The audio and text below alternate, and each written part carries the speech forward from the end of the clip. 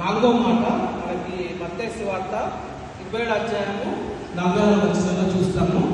నా దేవా నీవు నన్నేలా వెన్నాడివి, ఏది లామా సబక్తాని. ఇది మాట మనకి ప్రవచనం కూడా ఉంది. సామెతలు 22:1 సేమ్ మాటని దావీదు మహారాజు రాస్తాడు. అయితే ఇక్కడ మనము కొన్ని డీటెయిల్గా చూసినట్లయితే ఈ ఆర్తనాద ధ్వని అంటే ఇక్కడ నన్ను రక్షింపక నా ఆర్తనాద ధ్వని వినక నీ వేరే దూరంగా ఉన్నావని యేసుక్రీస్తు వారు సిలువలో గట్టిగా బిగ్గరగా శబ్దం చేసినట్టుగా మనం చూస్తున్నాం అన్నమాట. ఇక్కడ కొంచెం బ్యాక్గ్రౌండ్లోకి వెళ్ళినట్లయితే జాన్ 1:1-3 చూసినట్టే ఆదియందు వాక్యం ఉండను, వాక్యం దేవుని ఉండను, ఆ వాక్యమే దేవుడై ఉండను, ఆ వాక్యమే శరీరధారై సత్యస్వరూపుడు మన మధ్యలో నివాసం ఉండడానికి వచ్చి ఉన్నట్టుగా మనం వాక్యాన్ని చూస్తున్నాం అన్నమాట.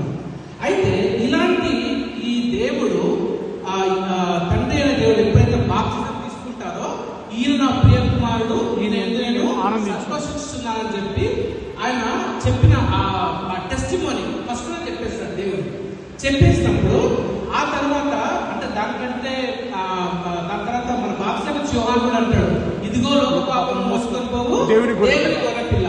సో ఇవన్నీ మనకి రిఫరెన్స్ చూసుకున్నట్లయితే ఈయన వచ్చింది మన పాపాలన్నీ మోసుకొని వెళ్ళడానికి. సో ఈ దేవాది దేవుడు అదే మన దేవుడి దగ్గర ఉండకూడని భాగ్యం ఎంచక ఆయన ఈ భూలోకానికి వచ్చినట్టుగా మొదటిగా చూస్తాం.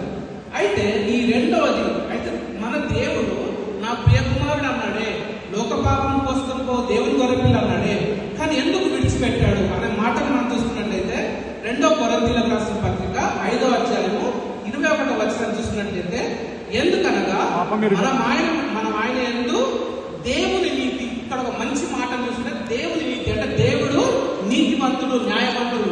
ఆయన ఎప్పుడు ఎవరికి అన్యాయం చేసేవాడు కాదు. ఆయన నీతి అగ్గినట్లు పాపం ఎరుగని ఆయనను మన కోసం పాపంగా చేశాడు. అయితే ఈ made him as a sin.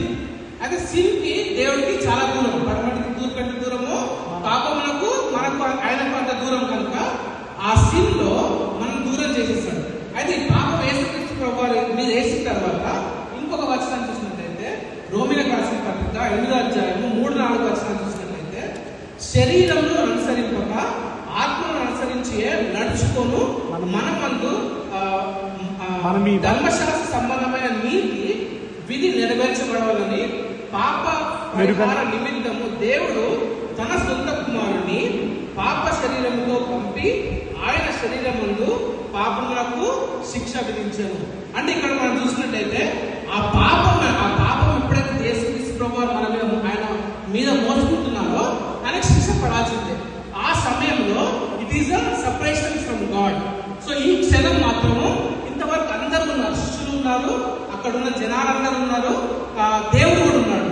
అంటే అంతకుముందు వరకు దేవుడు తనతో ఉన్నాడు, కానీ ఒక్కసారి అందరూ విడిచిపెట్టేస్తారు. శిష్యులు పారిపోయారు, అక్కడ ఉన్న వారందరూ పారిపోయారు, దేవుడు కూడా ఒక్క నిమిషం ఆయన, ఎందుకంటే ఆయన ఒక్క నిమిషం అది వదిలిపెట్టకపోతే ఆ సపరేషన్ ని దేవుడు ఆ ఎడబాటుని ఉంచకపోయినట్లయితే మనమందరము రక్షణ పొందుకునే వారు కాదు. So God is very clear that if there is sin you have to get a punishment. అది రోమన్స్ లో చెప్పినట్టుగా పాపములకు అనే శిక్ష విధించాడు.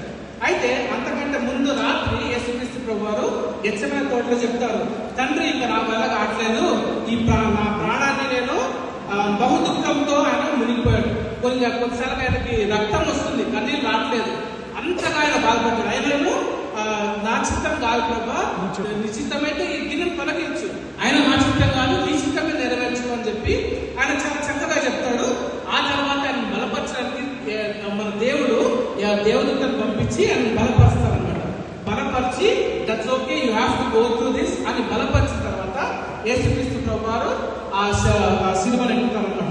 అయితే ఇంకొక మాట ఇందాక యెషయా 53:10 చూసినట్లయితే, ఆయన నలగొట్టుటకు యెహోవాకు ఇష్టమైనది. అంటే ఆయన నలగొట్టడమే ఆయనకు బహుఇష్టంగా ఇక్కడ మన వాక్యాన్ని చూస్తున్నాం. ఎందుకు అనంటే మనందరం పొందాల్సిన శిక్షను ఆయన పొందుకుంటున్నాడు. ఆయన మనందరికి రావాల్సిన ఆ పాప భారం మొత్తం ఇదిగో సమస్త భారం మోచిన దేవుని గొర్రెపిల్ల అని చెప్పి బాప్తిజం యోహాను చెప్పినట్టుగా ఆయన మోసుకొని వెళ్తున్నాడు. వెళ్ళినప్పుడు ఖచ్చితంగా శిక్ష తప్పదన్నమాట. అయితే ఈ మాట ఒక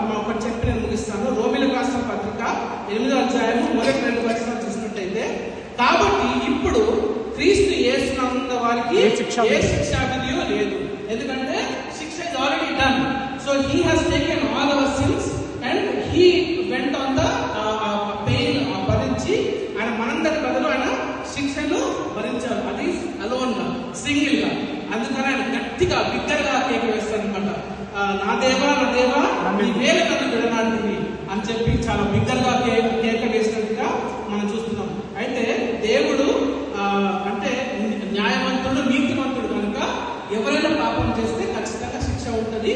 ఆ శిక్ష ఎంత గొప్పదనంటే ఆ యేసుక్రీస్తు ప్రభువారి ప్రేమను చూపించి, ఆయన సిలువలో మరణాన్ని చూపించి, so this is how I will నేను శిక్ష విధిస్తాను. అందుకనే హెల్ అని అంటే ఎవరో ఏమనుకుంటారంటే అదేదో వేరే ప్రదేశం అనుకుంటారు, కానీ దేవుడు లేని చోటు అనమాట.